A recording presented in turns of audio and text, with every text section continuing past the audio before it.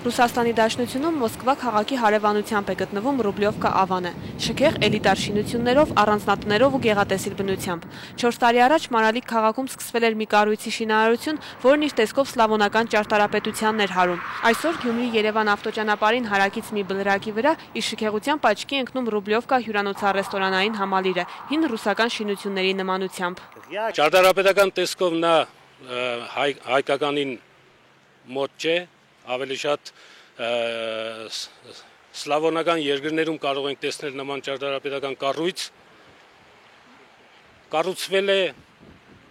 բավական բարդ նախագիծ է, իր ներքին դասավորությամբ, իր ներքին սա ռելիեֆի վրա է կառուցված, սրա հիմքերի վրա խիստ ուշադրություն է դարձվել։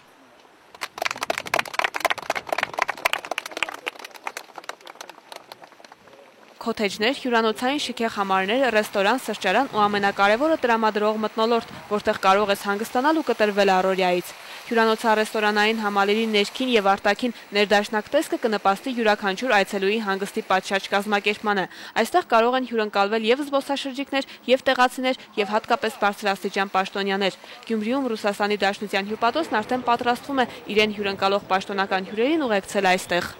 Рядом город Маралик. Ռեստորանա հյուրանոցային այս համալիրում կարծում եմ կարող են կանգ առնել պաշտոնական հյուրեր, եւ եթե այստեղ լավ խոհարար լինի, համեղ կերակուրներ մատուցեն, մենք էլ սիրով կայցելենք, կհյուրասիրվենք, ինչպես նաեւ կվայելենք այս տրամադրող միջավայրը։ Այստեղ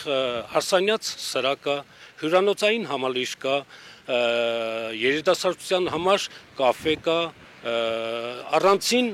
տեղերով, դասարաններով կարող են մասնակցել երեխաները նստել,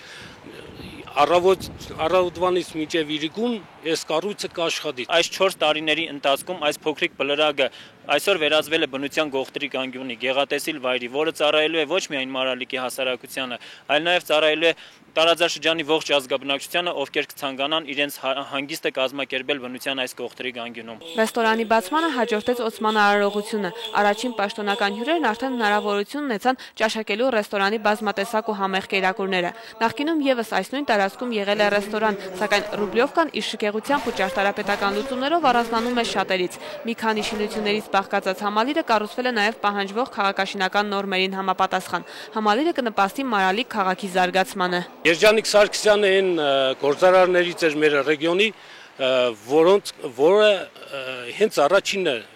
մտածեց, որ իշքան էլ դրսում աշխատենք, կառուցենք, պետք է մեր հողի վրա էլ կառուցենք։ Նա չգիտեր, որ հյուսիս-հարավ Մեդաքսի ճանապարհը կայանալու է։ Նա հիմքերը դրել է 2007 թվականին, իսկ այդ ծրագիրը 2009-ին նոր սկսեց աշխուժություն ապրել։